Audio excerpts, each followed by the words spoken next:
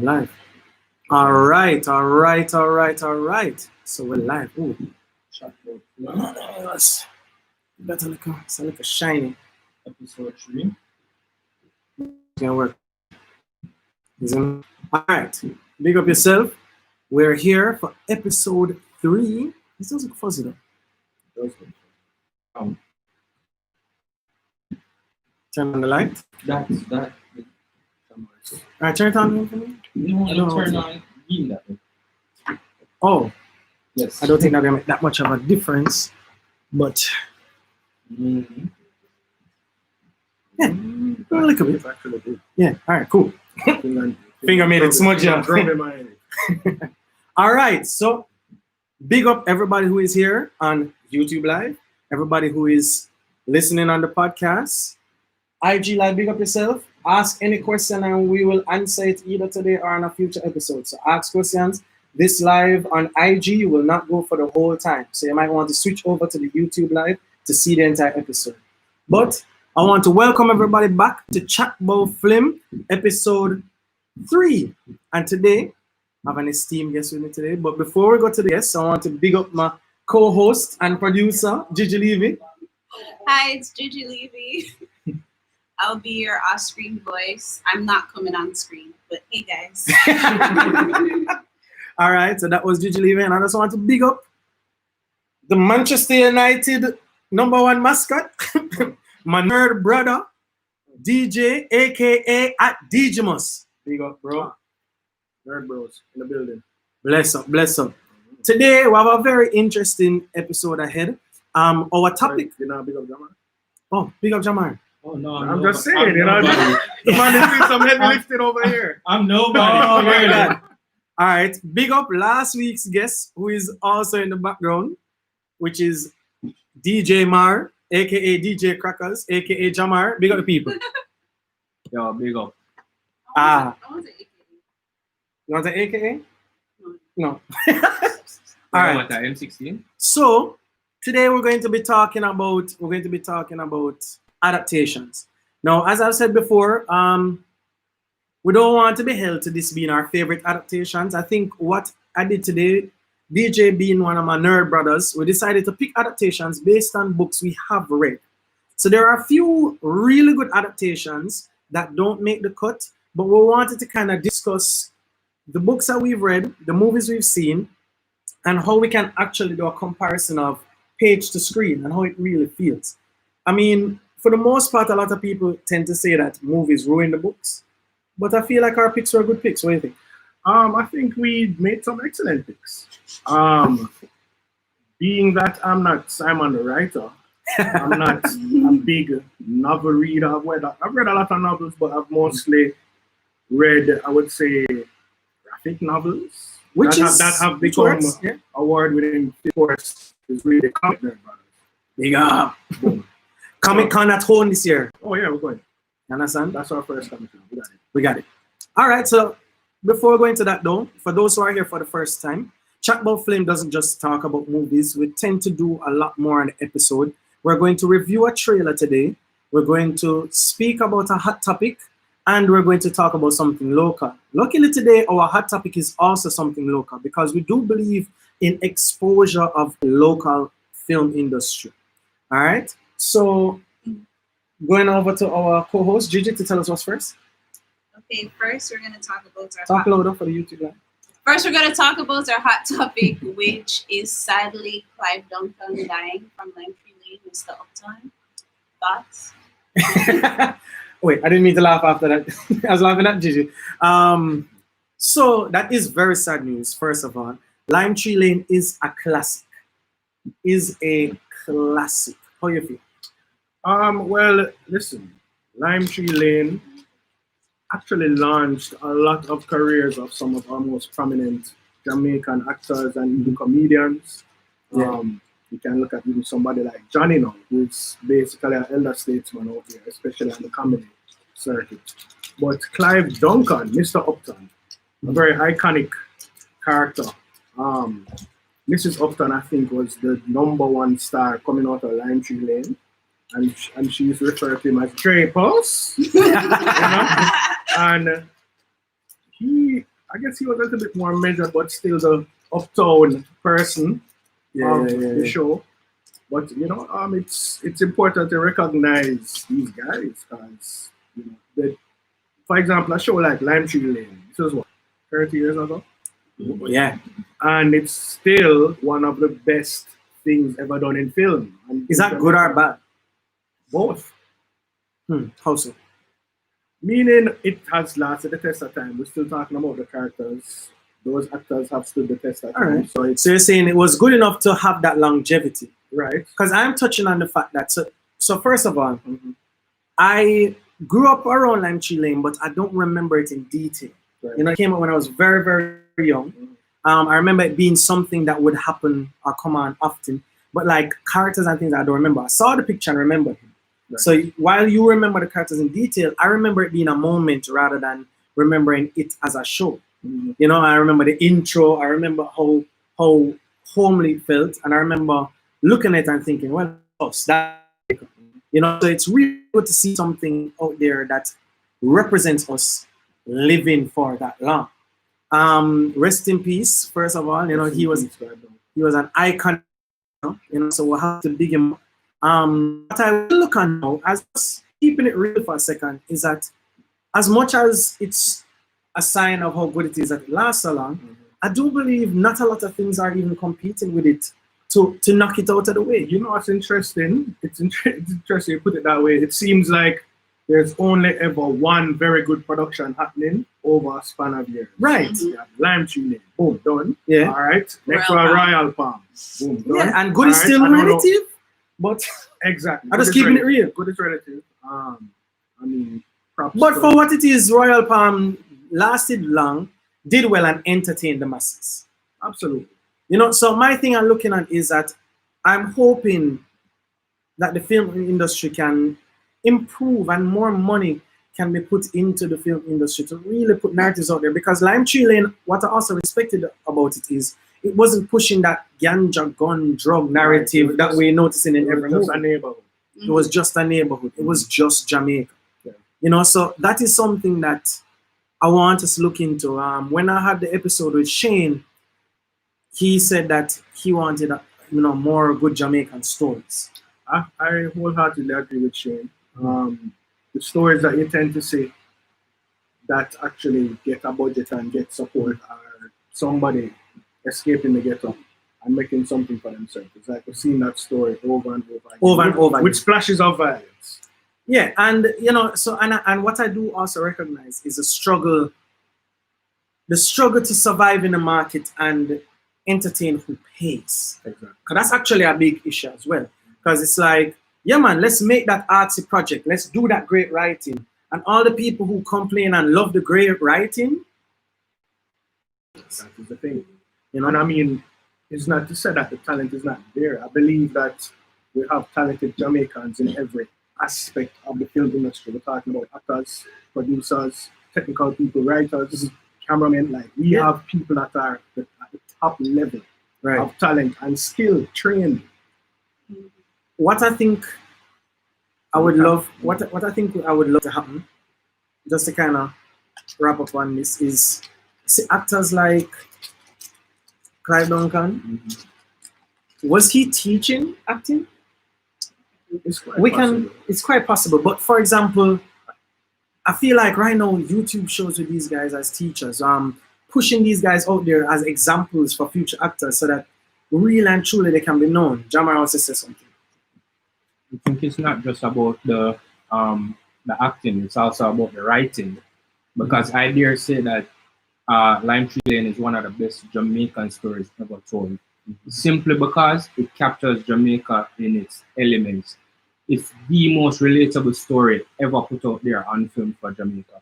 Like the masses of Jamaica, that's a regular Jamaica community. Right. In almost every community that you go, rich or poor. Yeah. So I mean, these characters in there. I mean, it's about the writing also. Gotcha. He was a teacher and a lecturer. He was a lecturer as well. And I feel like I want that to be a staple with actors. You know what I mean? With actors and actresses. Pass it on. You know what I mean? And with live streaming, with internet, with technology, let's see how we capitalize on something like that. You know what I mean? Just to piggyback on what you're saying,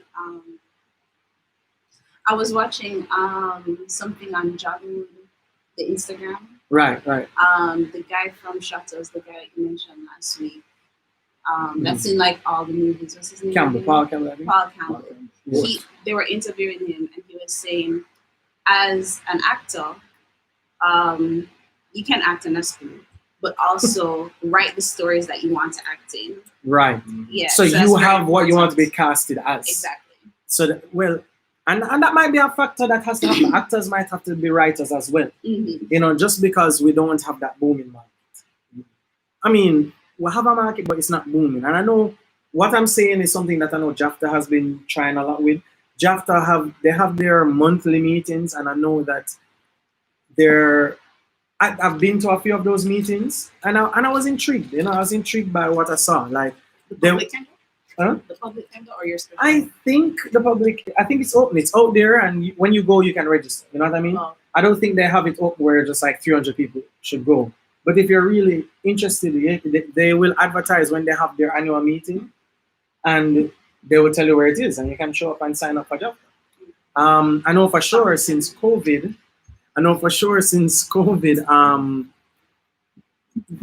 their meetings have been on YouTube Live or on Zoom or something. So I've seen them upload their meetings, so you can tune into the meetings. Yeah. With that said, though, talking about Lime Tree Lane, what is our next topic? I think our segue. We'll switch it up a little bit. Yeah. So our next topic is it called Listen Me? Listen Me is the company. Listen but what is Me. it? What is the name of this segment? Oh, the name of this segment is Something Local. Okay, so we're going to go on to something local. Something local, yeah. And it's about how this animation house, Listen Me, wants to actually do, or they actually are working on an animation for Lime Tree Lane for kids ages 5 to 7 or something like that. Yeah, I definitely heard about that and know about it. Did you hear about that? I've never heard that. It's the first time I'm hearing it, but I'm happy I did hear it because that sounds awesome. You know, like Jamar alluded to, the stories of Lime Tree Lane are truly rich and relatable. And the fact is, animation industry or animators are actually doing a really great job these days. If you notice, even if you look at ads, everybody's cutting costs now, doing animation heavy. Yeah. Because the guys have gotten so good and the technology has gotten there to match. So that sounds like a great idea too. Yeah, I mean, and here's the thing about it. I've known Listen Me for a while, and they've been doing a lot of animation projects. And a lot of their animation projects are very Jamaican culture based. Right. You know what I mean? And they have a lot of projects. I know that they had a writing project with kids called Greater Cakes. You know, but it's spelled greater, like to be greater, you know. So this is the type of thing they're doing. They had animations that involve mythology like rolling calf and things like that. Like they are heavy in putting the culture in animation. Yeah. You know what I mean? The head of Listen Me is Kenya Mattis, who is also big in JAFTA. And hopefully Kenya can be a guest on the show one day when we talk about animated movies. I know Kenya. You know Kenya too? Yeah, man. So I know that they're working on it. So the fact that she's doing an animated version of Lime Tree Lane is very, very, very important for the culture, I think. And guess what? It kind of literally just goes back to what I literally just said about being able to save on so many things. To recreate that story. We're not recasting, we're not rebooting, we're not creating a whole new set. Yeah. We already have this thing, we're just making it into something new at a much more affordable. Yeah. And hopefully it gets good enough where it's not a worry about affordable. We're getting sponsorships and money rolls in. And that's the thing too. And I mean, like, it goes back to what you said. We need the money to get these stories out. So it's an easy way. Listen, everything comes back to money. Yeah. Before we move off of this topic, one thing that I would love is that if there is some agenda to make more Jamaican culture-centered animations. You know, like I think it would be great if they could do some cartoons for Miss Lou. like turn Miss Lou poems into animations. You know, and I think it would be very interesting. You know, I think it would be good to find all these topics. Like, for example, have some animations for the story of the reggae boys. Absolutely. Like, what if there was a cartoon for the journey of us making it to the 98 World Cup? I think that would inspire a lot of kids, you know? So, I don't know if maybe I should stop talking. I feel like I'm dashing out ideas. Giving away some free. I feel like I should... Pay me. Yeah, I feel like I should write this and then be like, yo, give me money for that. Free jewelry. Yeah, I'm done. In fact, delete. Anyways, moving on to the next section. Okay, so we have our trailer review, and the trailer we're reviewing this week, it's called Project Polo. All right. So we're going to play the trailer. I guess for IG, we can turn it on. As soon as yeah. I would have to play the whole thing. Or maybe we should.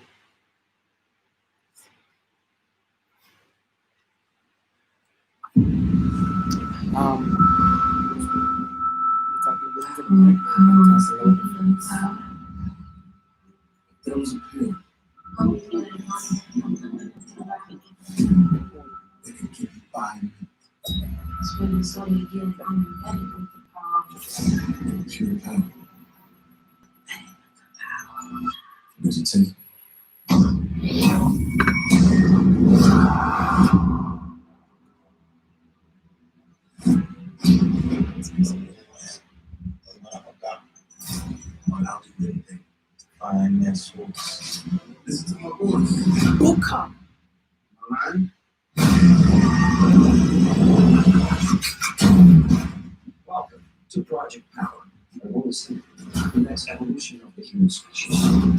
You're taking another form, make it strong, make it invisible. You never know what your power is until you try. What's that power? On the streets, they talk about the virus, but they don't talk about how you can kill. What's the plan now?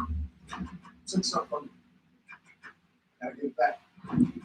something. Let's kind of talk about what we see. Or someone.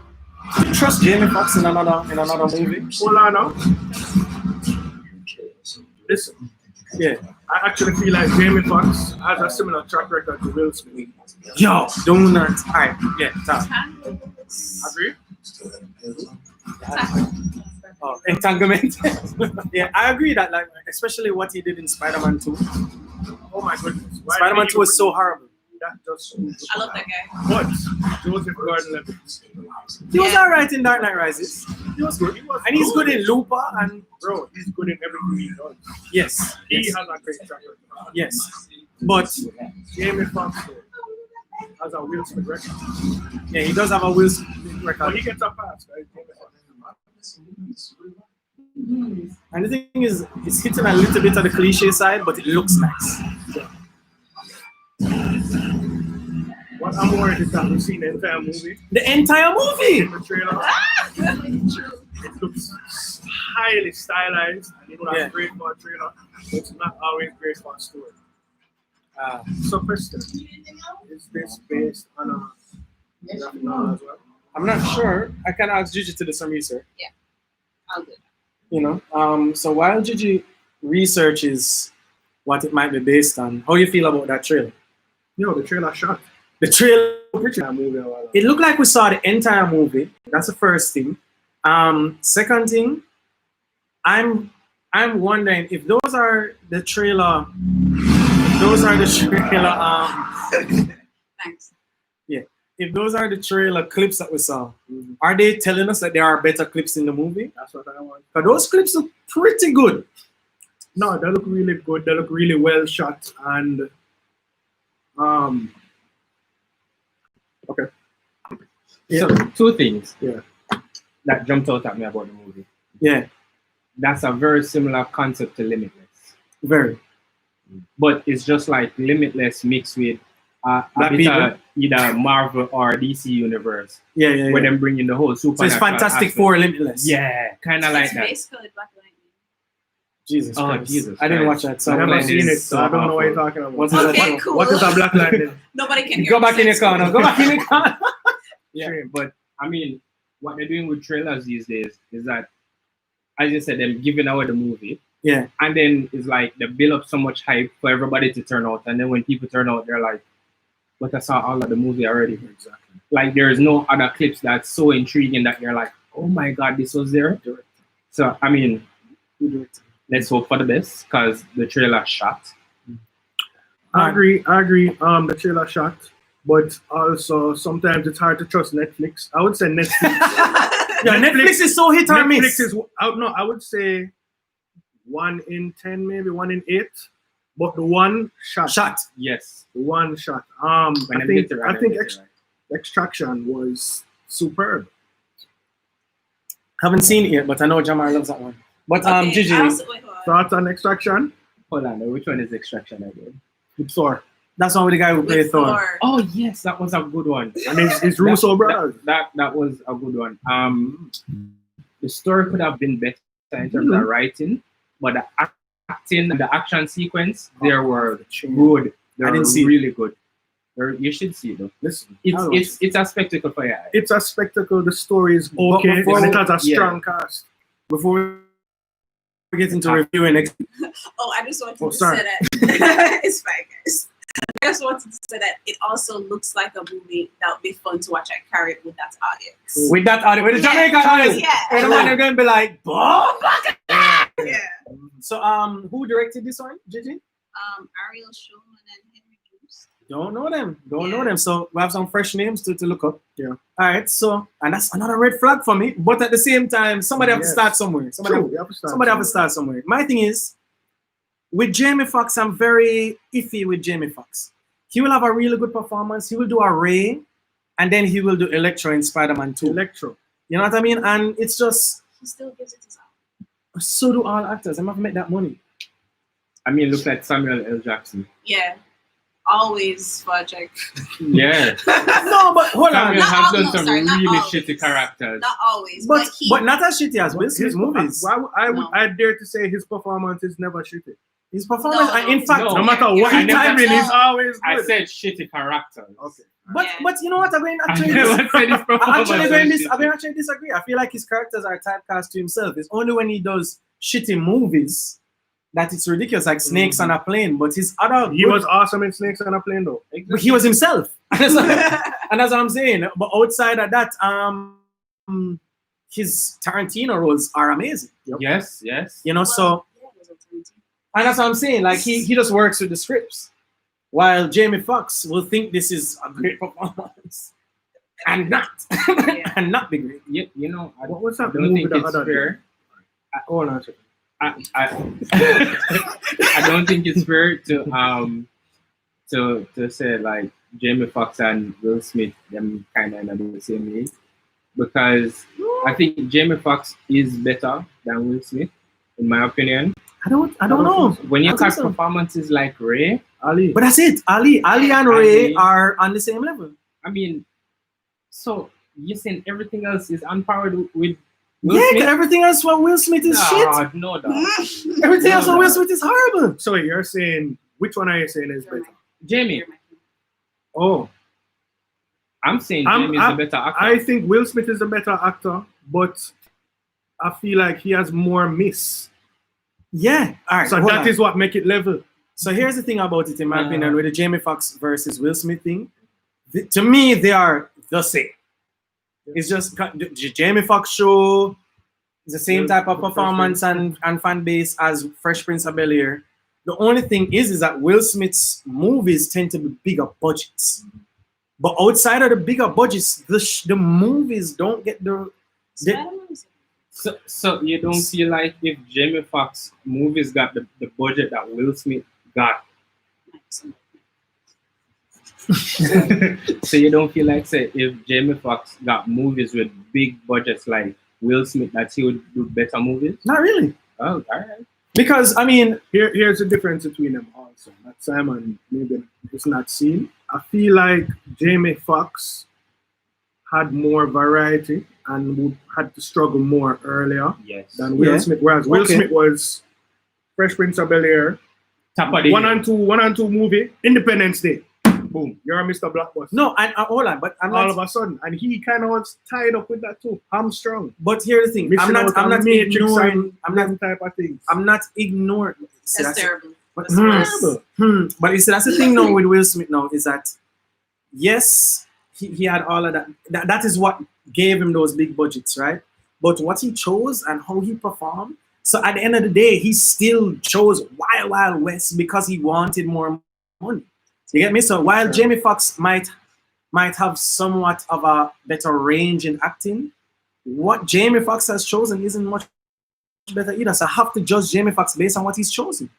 You see me? So if you have your Ray, you have your Ali, you have your Enemy of the State from Will Smith, you have your Collateral from Jamie Foxx, and those are the good performances. All the bad performances end up falling into the same bargain bin at Walmart. You see me? So when you go Walmart and you have your $5 film, and you have your $8 film, they're in the same bargain bin. All of those shitty Will Smith movies and shitty Jamie Foxx movies. But who has worse terrible movies? Who has worse terrible? Big man. I guess Will Smith has worse terrible movies. Please give me a worse movie than After Earth. No, hold on. So if that is what we're doing I'm for the waiting, we should actually have a Will Smith versus Jamie Foxx episode.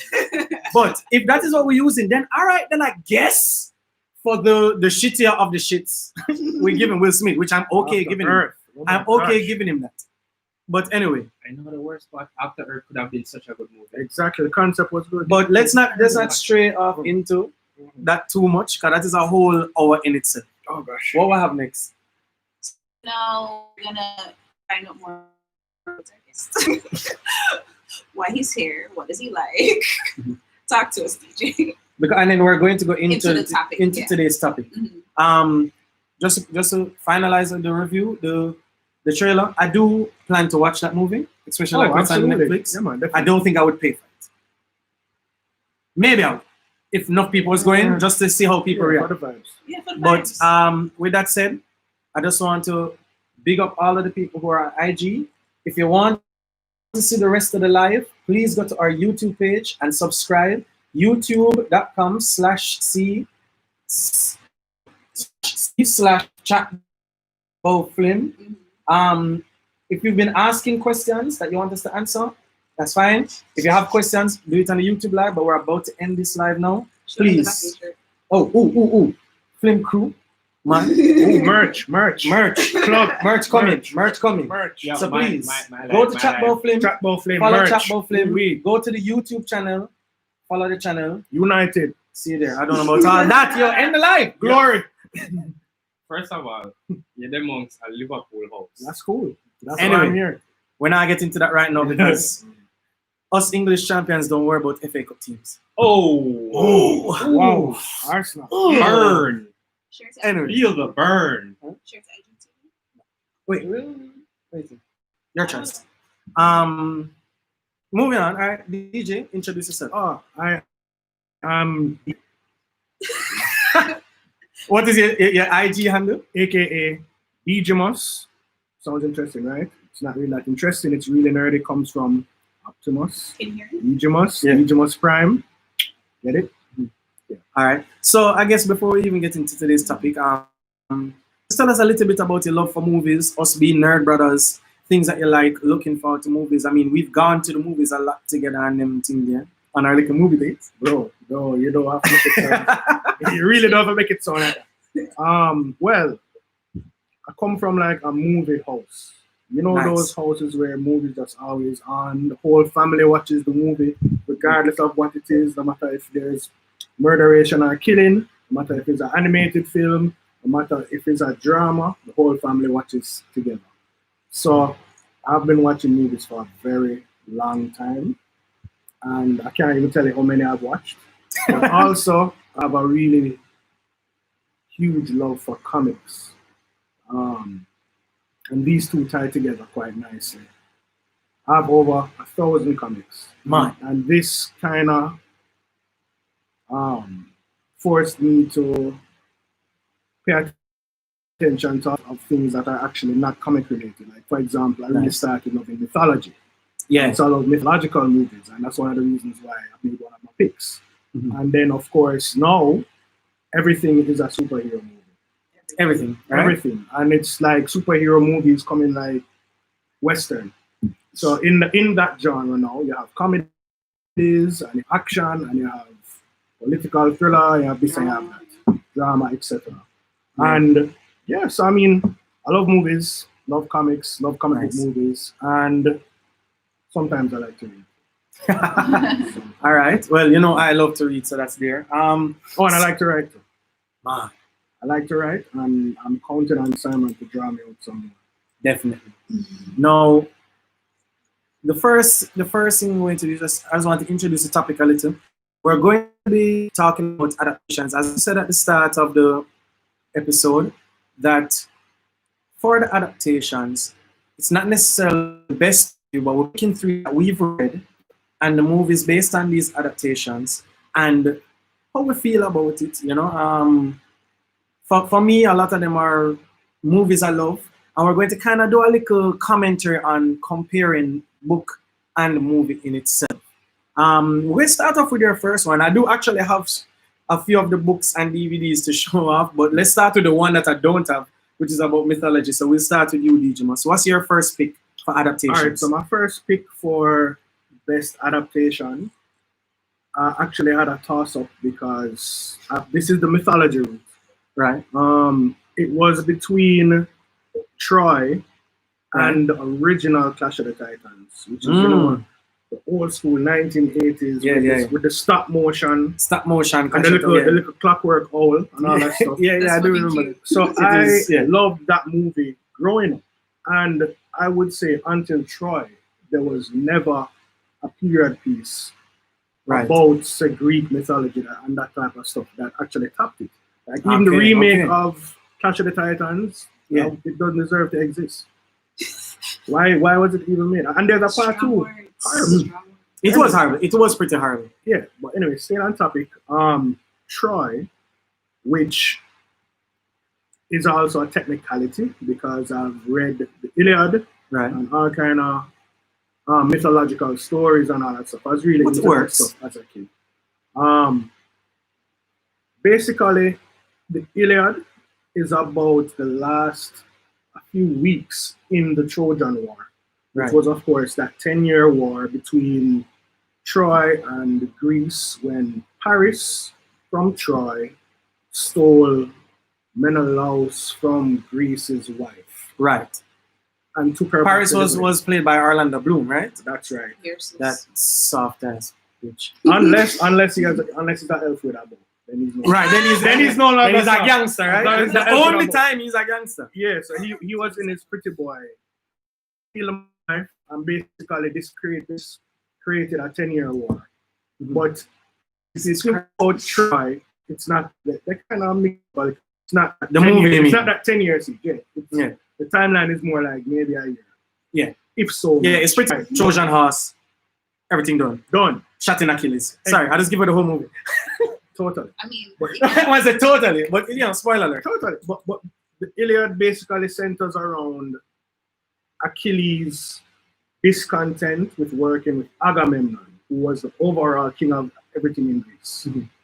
And also, if you watch Troy, you remember one of the biggest parts of it is Achilles versus Hector.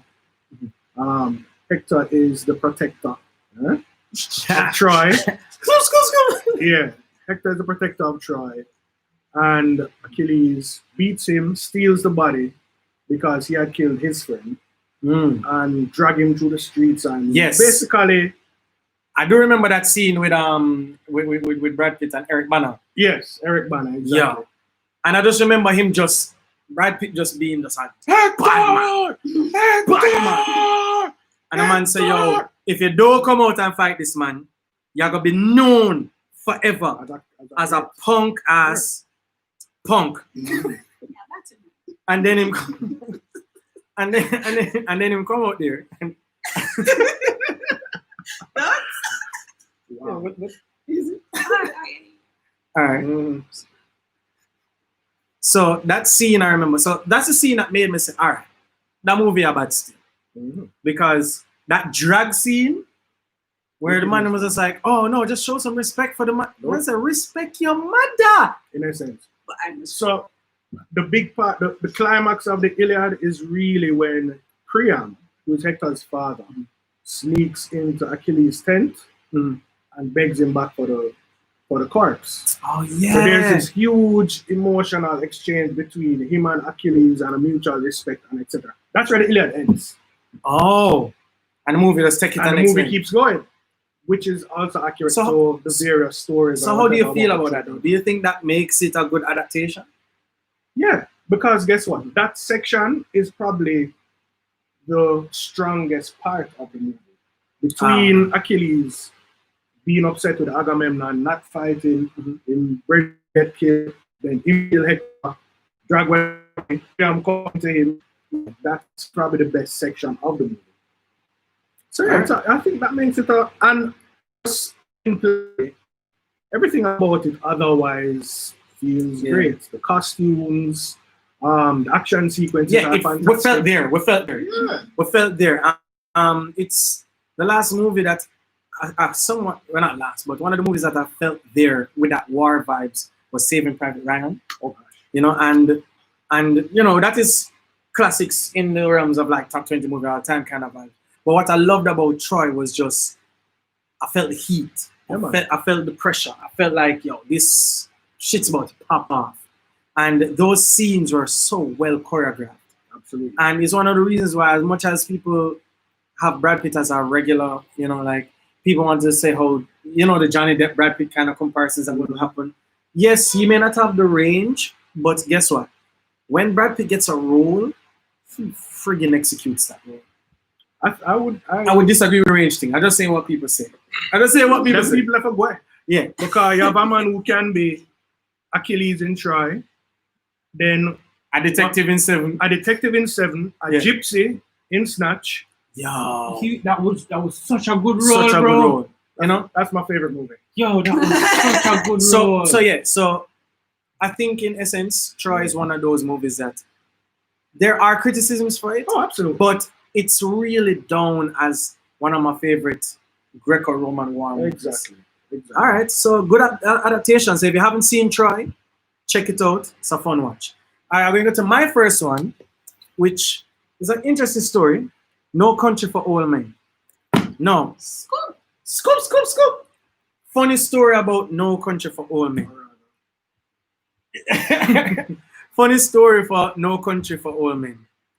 I watched this on an IMAX theater, an almost IMAX theater in Ohio with my friend John Distan.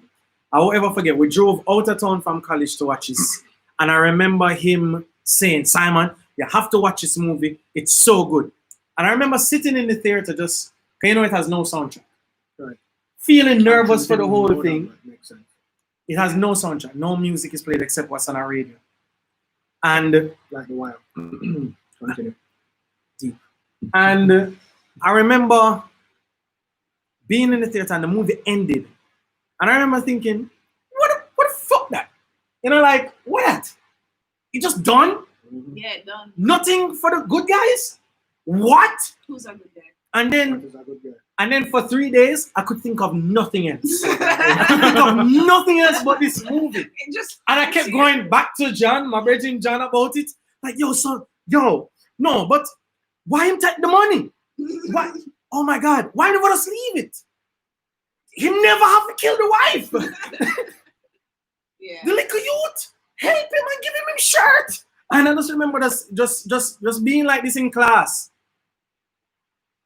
The movie rocked my soul.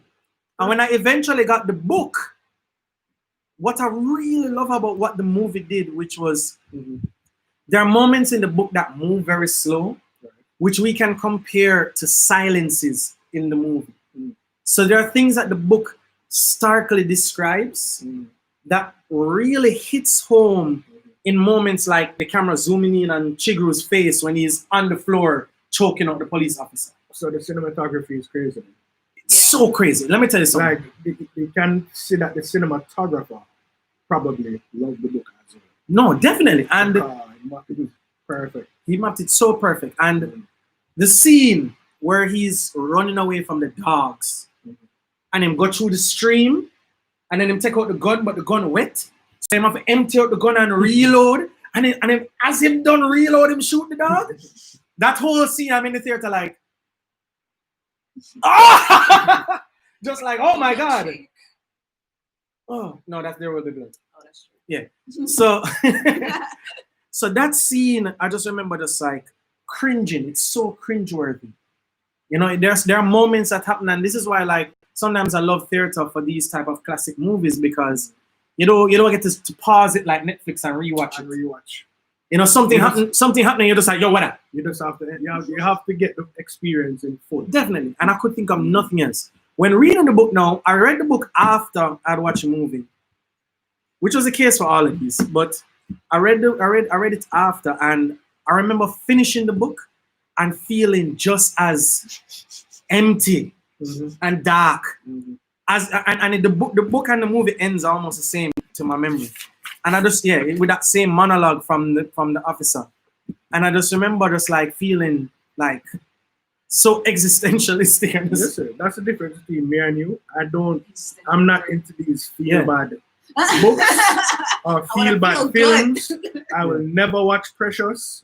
I will never watch certain things because you mean again, or you'll never watch it? Ever, because I make me Precious feel is so bad. good. But yeah, but then that's a sign to me of a good movie. Somebody just commented in the YouTube, Javier Bardem was absolutely amazing. A good adaptation was Gone Girl. The casting was on point. Javier Bardem was great. Good. I loved Gone Girl. A lot of people hated on it, but I loved Gone Girl. Right? Yeah. No, Ben Affleck. No, it was Casey. Gone Girl? Oh, Gone Girl. Yeah. Right. Not no. Gone Girl was Ben Affleck. Gone Baby Gone. Right. Gone Baby Gone is Casey Affleck. But this is Gigi's job. Right. But Casey Affleck. Better. It's one of them. So I'm okay to be wrong. No man. Gone Girl is definitely Ben Affleck. Yeah, Gone Girl is Ben Affleck. Ben. Gone Girl is the one with the wife that disappears. Gone Baby. Yes. Gone Baby Gone. Yeah. Gone Baby Gone was crazy. Rosamund Pike, right? Yes. That's right. Gone Baby Gone with Casey Affleck was the dilemma of the girl, the girl going missing. Yes. And we found out it wasn't a kidnapping, but it was one of those ethical. It was one of those ethical situations. But just to jump back to No Country for Old Men too is performances. First of all, that movie to me, maybe I wasn't paying attention, but I didn't know Javier Bardem existed until No Country for Old Men, and then after that, you can't see the man was the biggest thing out there. Yeah, like his performance was so perfect, gritty, scary, on point.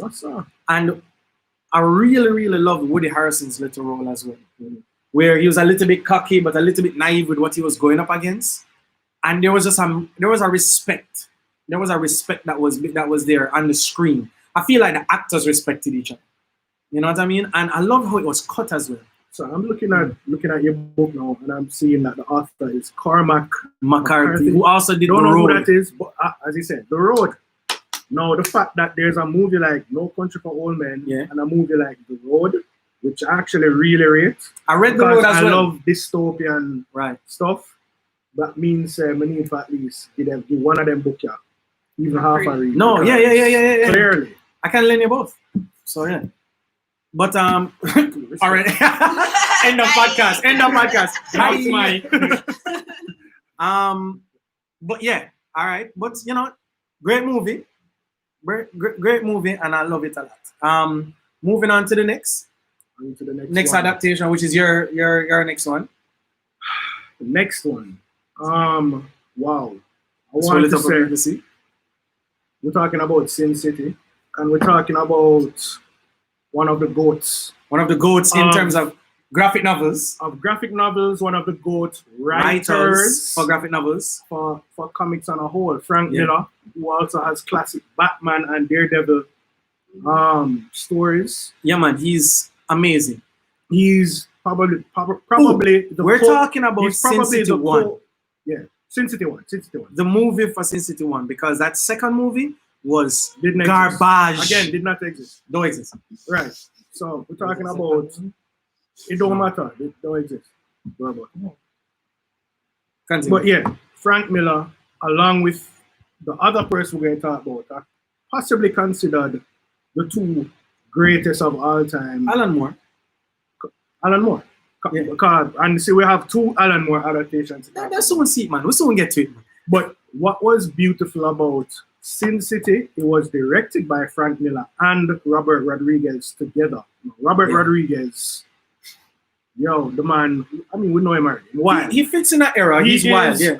A Tarantino brethren. They are friends. They have similar things that they love. Violence.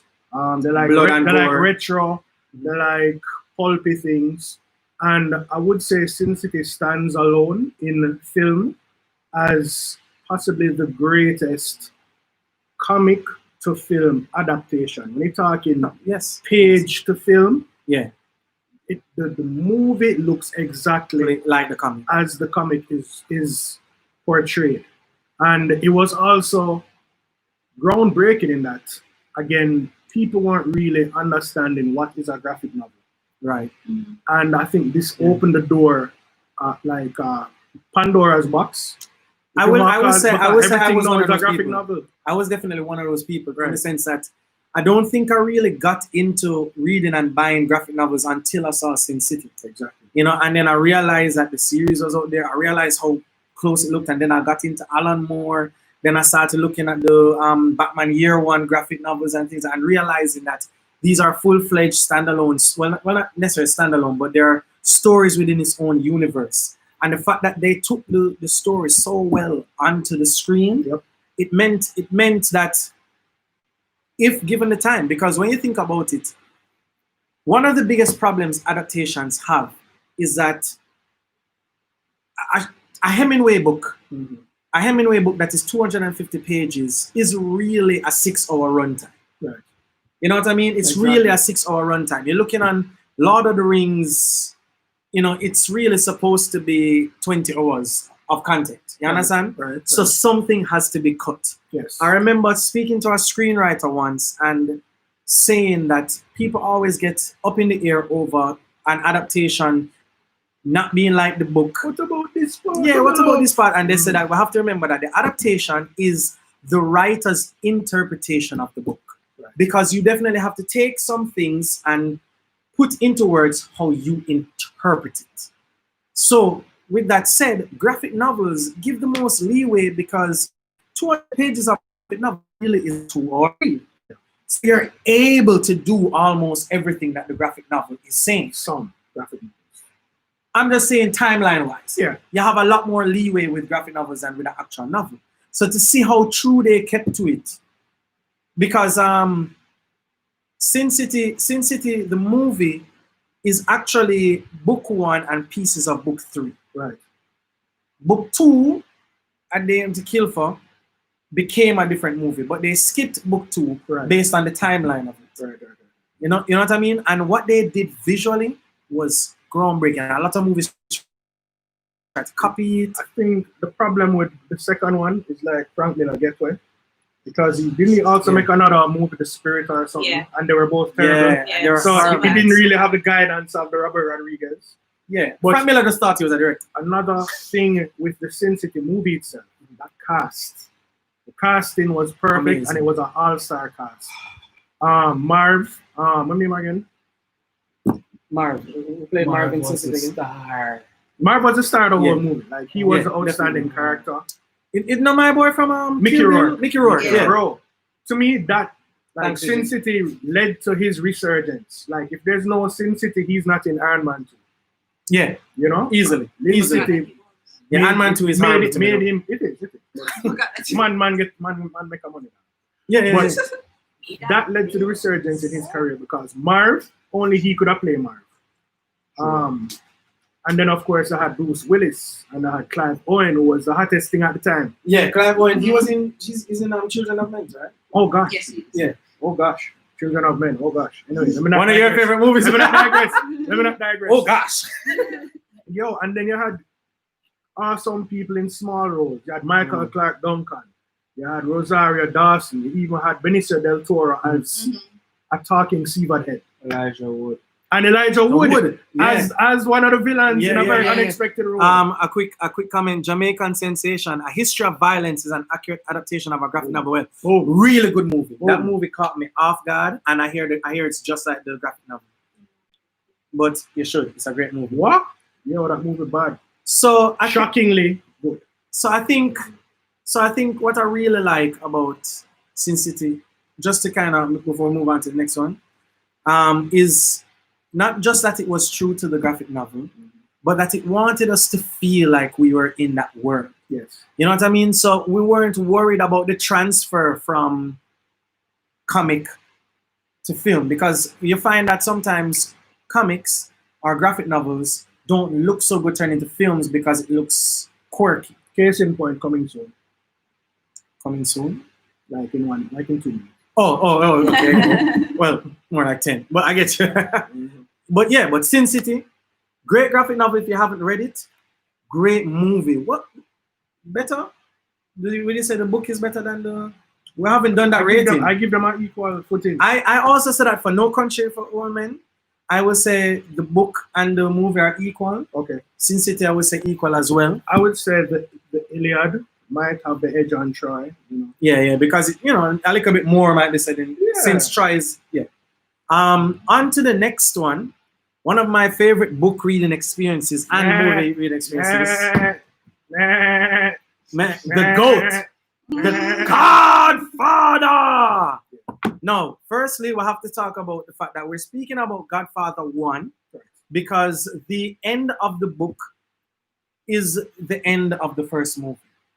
And in Godfather 2, the flashbacks are from the book. Okay. So nothing about the moving storyline is from the book. All that moving storyline with Michael Corleone was written for Godfather 2.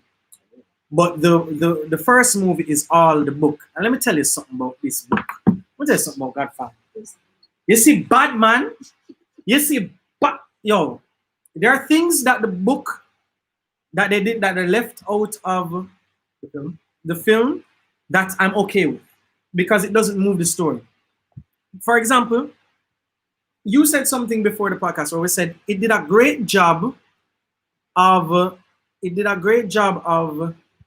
Antihero. Sorry, let me just comment. Candy says, even though today you're speaking about movies, wrong, we're going to speak about TV shows later. It's just that our choices are movies. I think honorable mention should go to Game of Thrones.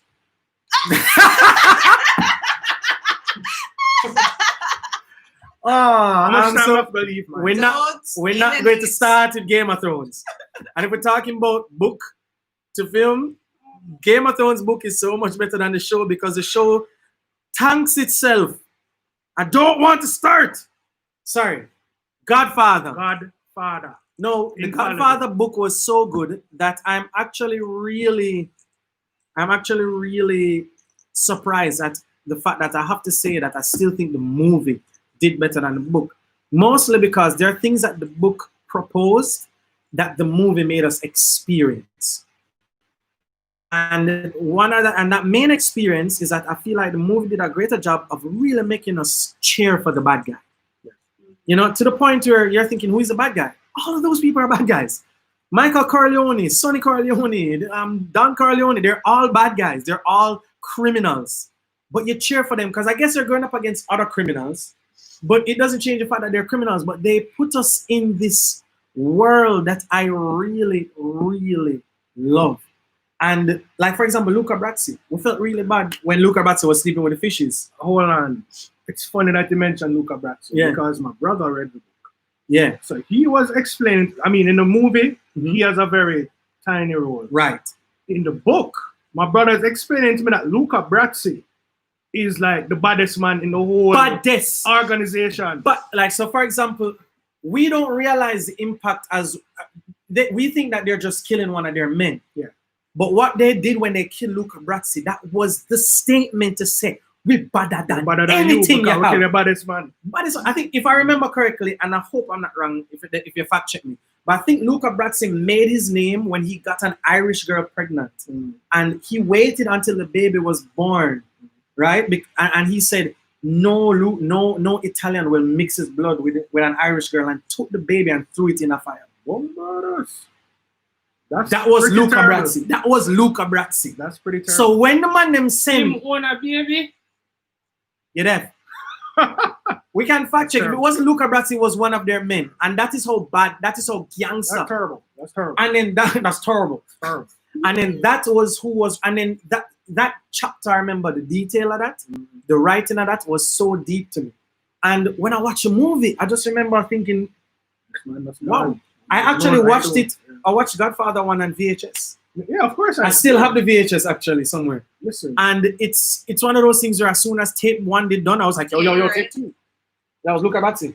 Yeah. All right, so the thing about The Godfather is so many different types of movies in one. It's also underdog story. It's an underdog story. Michael Corleone is the underdog. Like, you don't see it coming. Not at all. You wouldn't guess it in a million years. He's the youngest, and in all, I mean, every arrow points to Santino. Yeah. Taking over the family business. Him is a thugs. And then him have the respect of men, you know. And then the lesson we learn from done Santino.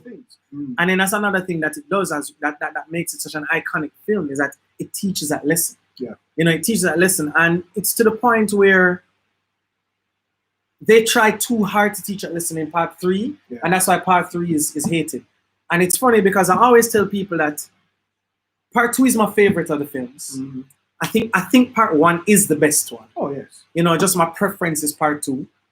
Part 3, they lost their narrative, but some of my favorite Godfather moments are in 3. One of them was Andy Garcia when the thieves come in, and he's holding one of them, and he's like, look at me, and then just bust a shot in the side of the man's head of the next man, and he's like, tell me who worked for him. But just like, look at this, I wanted to see this. That to me, and then as soon as I get up, they keep bringing me back in. Iconic moment, and that's the thing about Godfather, is that it teaches lessons to the anti-heroes. Something else? That performance, yes, you can. That performance by Al Pacino, and I think possibly Scarface, those are 2 of the movies where he's not acting as himself. Unpopular opinion. Yeah.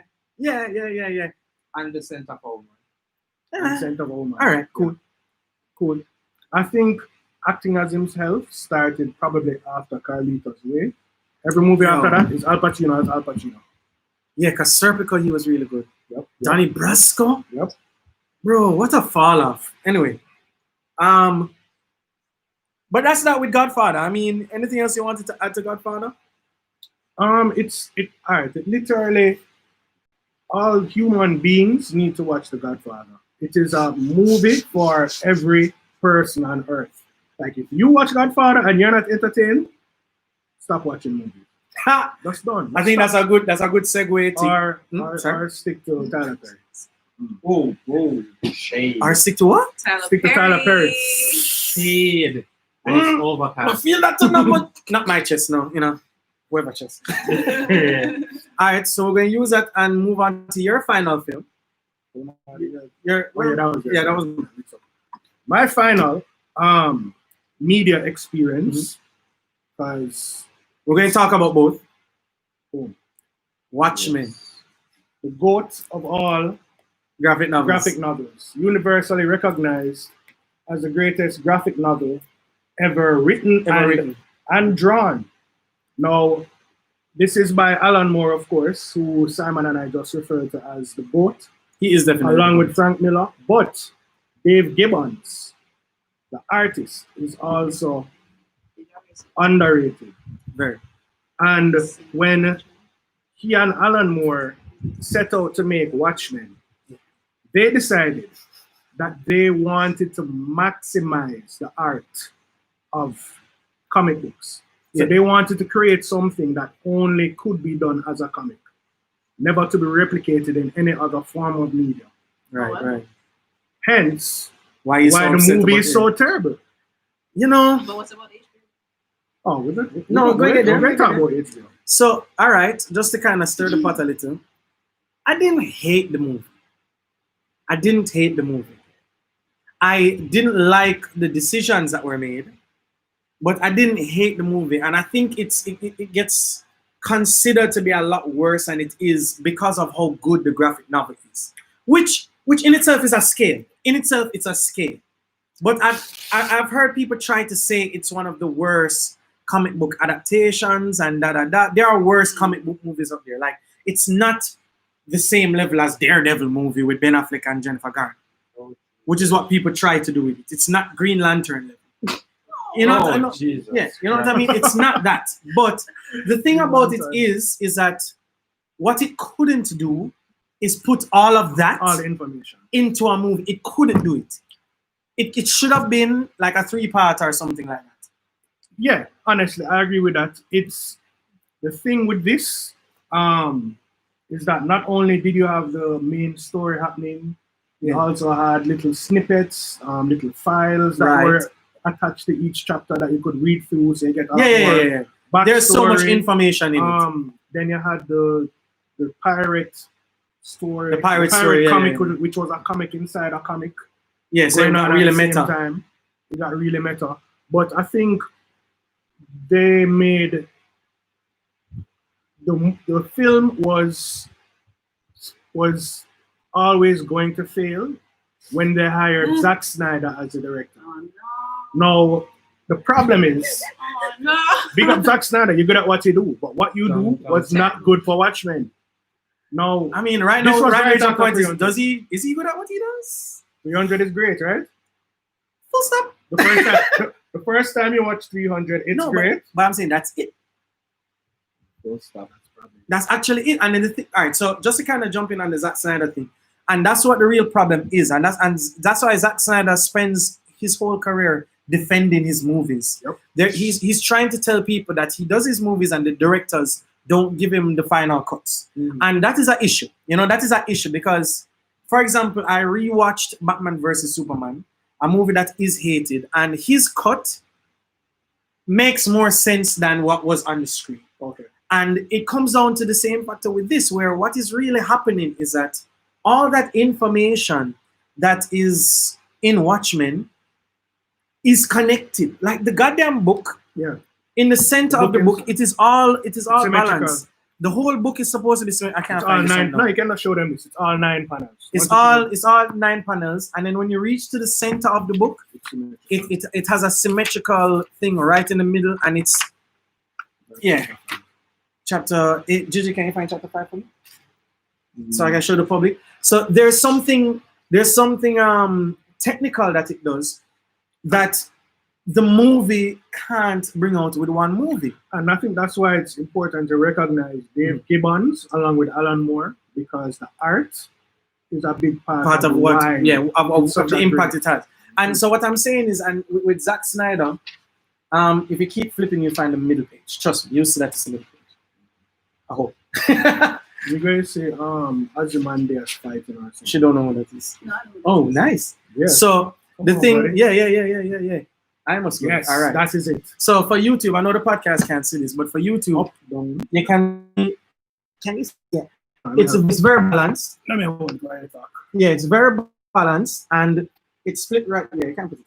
Split right down the middle. Things that happen throughout in the backstories that allow us to appreciate certain things that are happening to the characters. So when the movie leaves that out, we are now put in a position where you're just going to read the whole book now, right? Right? It puts us in a position where we care less about the movie characters. While in the book, we care so much about them in the graphic novel because we've been getting all that information. So here's a big part of the difference. Zack Snyder tried to 300 of the moments in the graphic novel that were just like a watch, whatever that is pronounced, out of prison. That's like 1 panel or 2 panels. Whereas in the Zack Snyder, you have Night Owl and I can't remember what the girl name. Yeah, I can't remember her name. They're in this montage battle like it's 300. You know the 300 battle where Gerard Butler is going through and slow down and then speed up and then slow down again.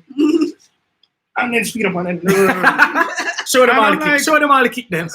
Oh, this is cool.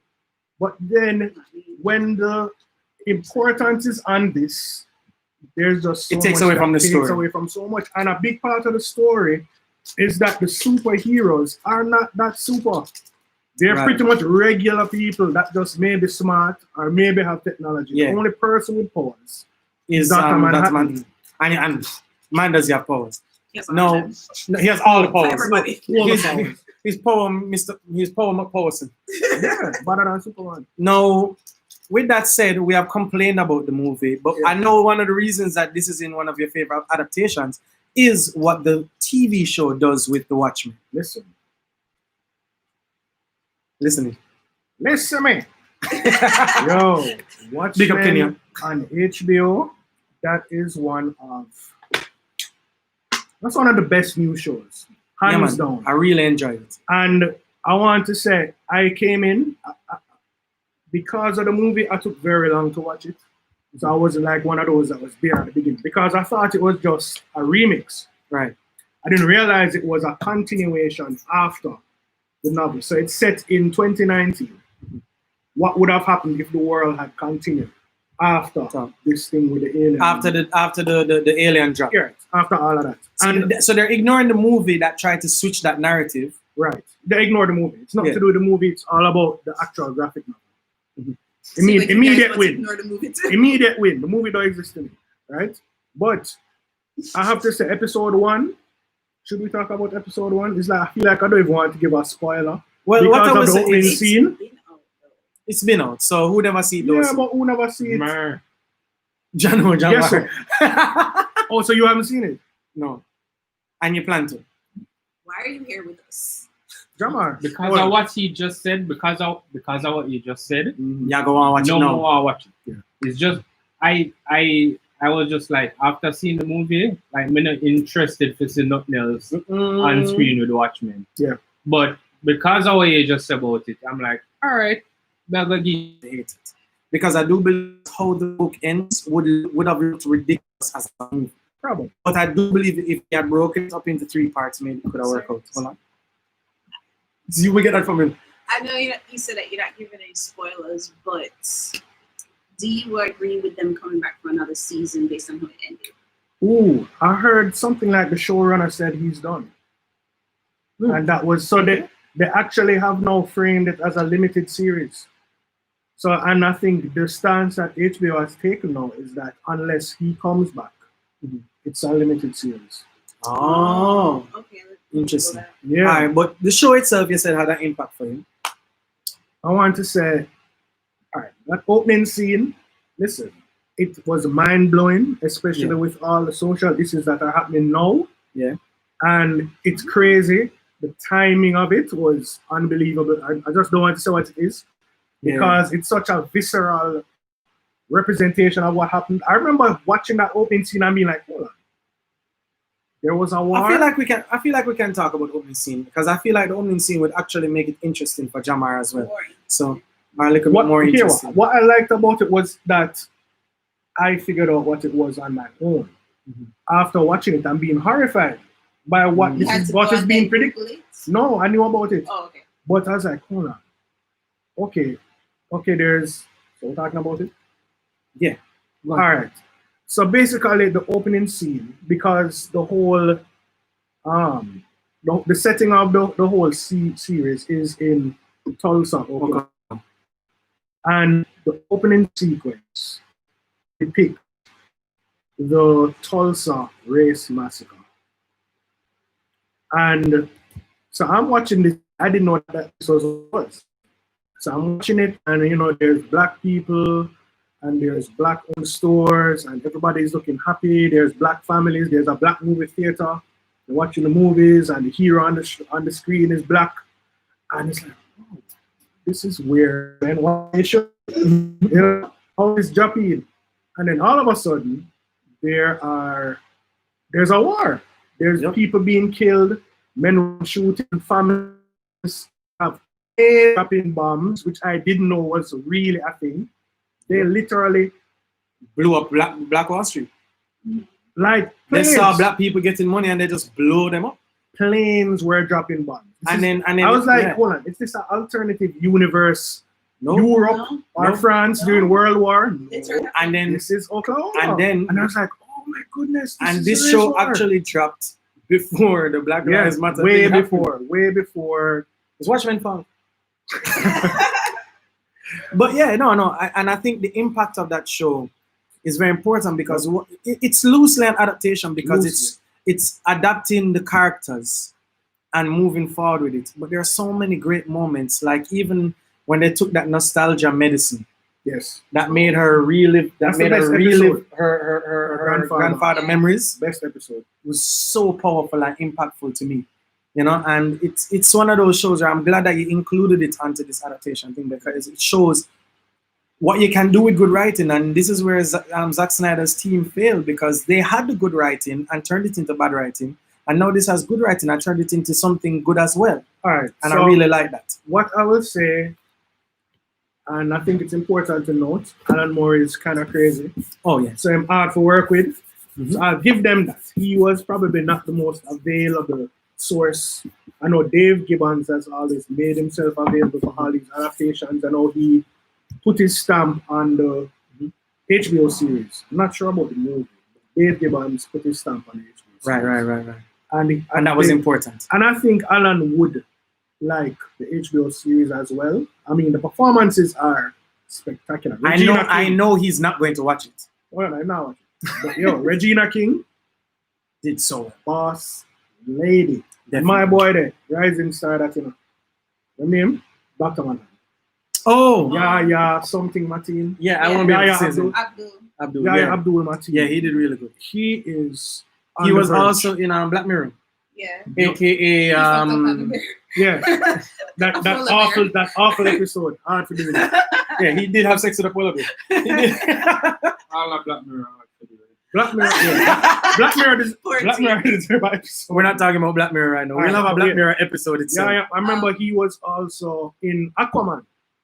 Oh, yeah. Black Manta. Yeah, he was. Right. So I googled what he said, and he's HBO said that they won't pursue Watchmen unless David Lindelof. Who's that? The showrunner? Yeah, would be a part of it. Mm-hmm. Damon Lindelof, right? Mm-hmm. But only if he's interested, and he didn't really seem interested. But suppose he did seem interested. Suppose there's a world where there's a Watchmen. In a world. There's a second season of Watchmen. Mm-hmm. Would you be on the bandwagon again, or would you be like, well, I'd be the first ended person. it like, okay.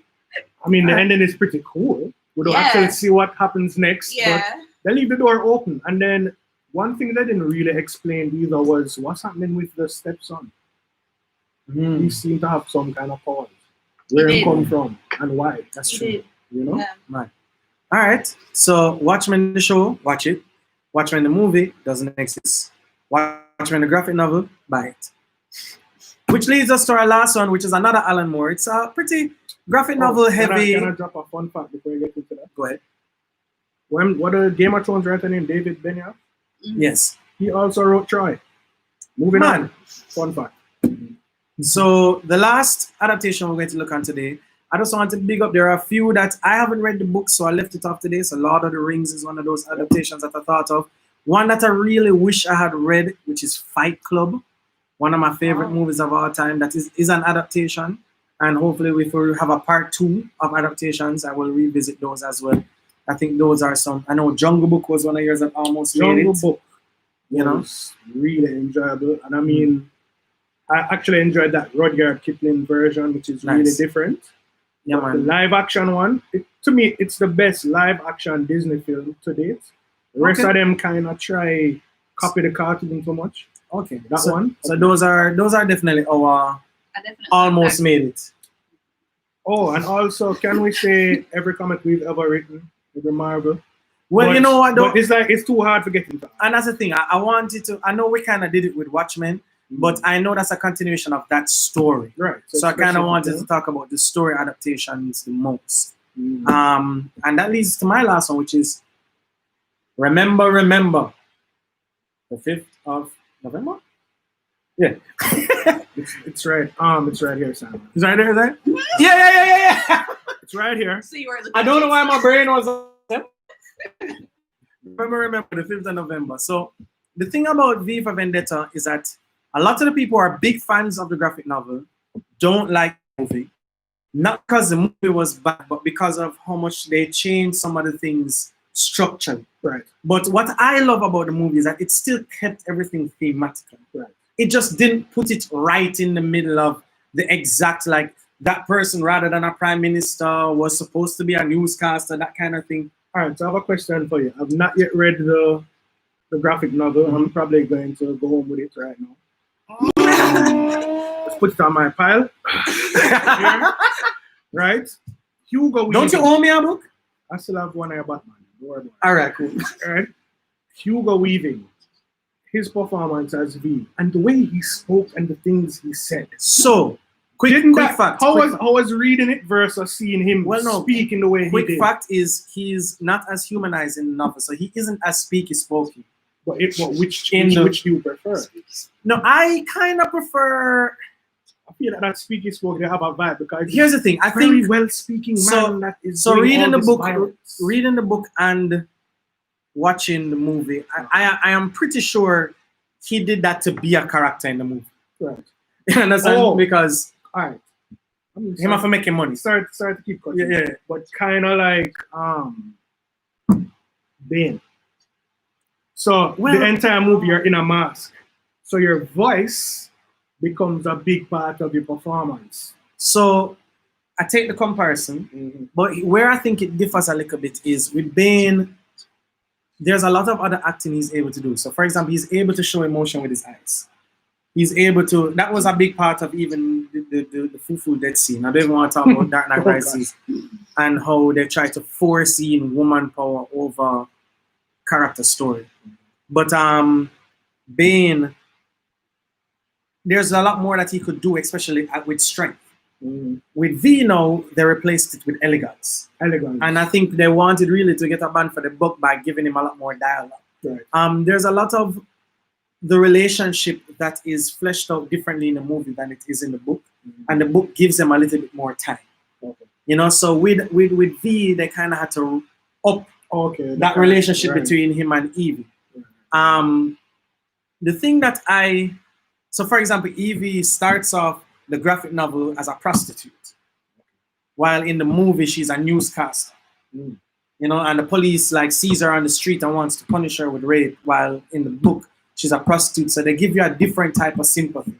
But because they don't give you the prostitute sympathy, they try to ramp it up with that relationship that she has with V. And it's a whole different experience because in the book you're kind of a lot more focused on what is happening around it, you know, like the thematic vibe of it and the idea that what V for Vendetta is trying to do is to tell us that we are the problem as well. You know, and what the movie does is show us rising up. Right. You know, why everybody gets a mask and everybody becomes revolutionary. But I like that about the movie. I like the fact that the people took that power. I like the fact that the movie showed us that we could be great. And then adding the Wachowski Matrixy, you know, adding the flashing knife scenes, all of that really gives us an added impact that I enjoy. You know what, sadly, as you were talking about, everybody gets a mask. Somehow my brain drifted to Money Heist. Sorry. I haven't seen Money Heist, so. Oh, well, yeah, let's not talk about it. I hear it's horrible. I wouldn't say horrible. It isn't horrible.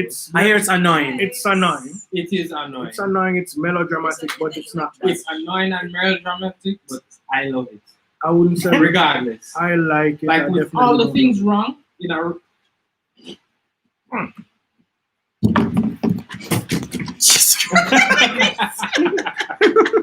Somebody almost died. All right, just go through Money Heist quickly. Money Heist quickly. With all the things wrong with Money Heist on a regular film, I would not like it. Okay. But there's just something about how it's done, how it's portrayed. I end up liking it. But there's a lot of shit wrong with it that I've penalized a lot of other things for. But for some strange reason, I like Money So Heist. do you give it up? Do you give it a pass because it's not an English? Definitely. That's probably why I get the pass. Because of foreign language. Yeah, because for something non-foreign, non-English, sorry, it's one of the few things that actually sit and watch and enjoy. But there's a lot wrong with it. There's a lot that could have been better. But for what it is, I give it a pass. Cool. V for Vendetta. Back to V. Because I haven't seen Money Heist and I don't plan to watch it. Yeah, you know, the list of what you need to watch is way too long. So what I also liked about V for Vendetta, I think is the story progression. You see me? You can pick up your phone. Oh, oops. Is it dead a while ago? right? You know, I was watching all of that happen on the screen and I was just like, this is all madness. This is all madness. If only the podcast could see this. What I also think I like about V for Vendetta is that it's unapologetic for what it's showing us. You know, like, yes, they had like crazy knife throwing scenes and there is no reason to build that world that he can throw knives like this or whatever. But it's just a moment that we like. And then the idea is that they were able to attack the corny dialogue with the idea that this is how V is. Yeah. So that's why I say in the book, he's not as speaky-spoken, but in the movie, they ramp it up so that when certain lines come about, because there's a certain level of corny dialogue that flies in a comic. That flies in a comic that doesn't fly on the screen. That's accurate. You see me? So when they make him that corny, it kind of works out. If you get what I'm saying. I have a question for you. Mm-hmm. The Guy Fawkes mask. V himself, cultural impact. Guy Fawkes mask. That's from the movie. Because what? This was what, 1990? The mask, I think, existed before the movie, but we can't. I mean, no. Meaning it now being. Oh, being something popular. For Anonymous. Definitely. Well, Anonymous has a different, but it's obviously inspired by the Guy Fawkes mask. Even what if Mr. Robot? They have something similar to? Yeah. Wait, what did you say? The cultural impact. You said F Society. What? What were the two things you quoted? You quoted no. Just tell me to talk up in the mic. Yeah, talk up in the mic. Son. You quoted Money Heist and what? What were the two examples you gave? I thought you said Anonymous. Anonymous, right? Anonymous is real life. Sorry. Anonymous, F Society is what's in Mr. Robot. Right. And then Money Heist. Yes, so it does have that cultural impact. It does have that imagery that stands out. I think the movie influenced that. Yes, but I think the Guy Fawkes mask existed before the movie. I'm not sure. It did. Yes, it was a thing. And then the thing about Guy Fawkes is that he was a revolutionary, and that's what the quote "Remember the 5th of November" was, when his attempt to blow up Parliament and it failed. School time. That was definitely a school time, nerd brothers, dog. To blow up Parliament. Anyway, you know, so, and that's, all of this is why the impact for the movie, for me, I think is important. I really enjoyed that movie. Yes, I read the book, so this is where I would say the book is better. The book is better. We don't have to grade. The book is better than the film. Obviously, you're going to say the book is better than the film and the show for Watchmen. Oh, yeah. Hold on. All right. So let's go back to Godfather. What was there? Equal? Or no, I said that this movie, the film is better than the movie, but for different reasons, not by far. Watchmen, greater than. Movie don't exist. The series is great though. Definitely. Because it's a goat. It's a goat. And then for No Country for Old Men, I said, what I said? I don't remember. I didn't want to say no. Whatever I said earlier. Yeah, I said equal. I said equal. And we agree that Sin City was also equal. Yeah. Sin City won. Yeah. But V, I've never read it. I would say the graphic novel is better than the movie. Okay. But I definitely love the movie. All right. So, I mean, that's all I would say about adaptations. You know what I mean? I mean, I know time kind of, but just asking Alan Moore, what's the difference? Does it feel like the same writer? Is like, no, Alan Moore have these two different voices? No, Alan Moore. I mean, I know he is all about these deep topics, but this is what makes him a strong comic writer. Because hear what, I have League for Extraordinary Gentlemen as well, and that's a whole different voice again. That's a whole different feeling. Film like Frank Miller, everything gritty and real. Can you say that? Yeah, but he had a Sin City character in his version of Batman. His Dark Knights and things like that. Bruce Wayne feels like Gotham feels like Sin City. So you know what I mean? Gotham feels like Sin City, just black and white. Which one is the chicken and which one is the egg? Oh, I hate this question. Which one hash? Which one did he do first? Batman or Sin City? Did you guys look that up first now? All right, but when it comes to the voice though, yeah, it's all a different thing. And then the thing about it is that Alan Moore is an amazing character inventor. He's really good at creating characters. Therefore, all these worlds and characters. What Frank Miller is good at, he's good at the grit. He's good at the tone.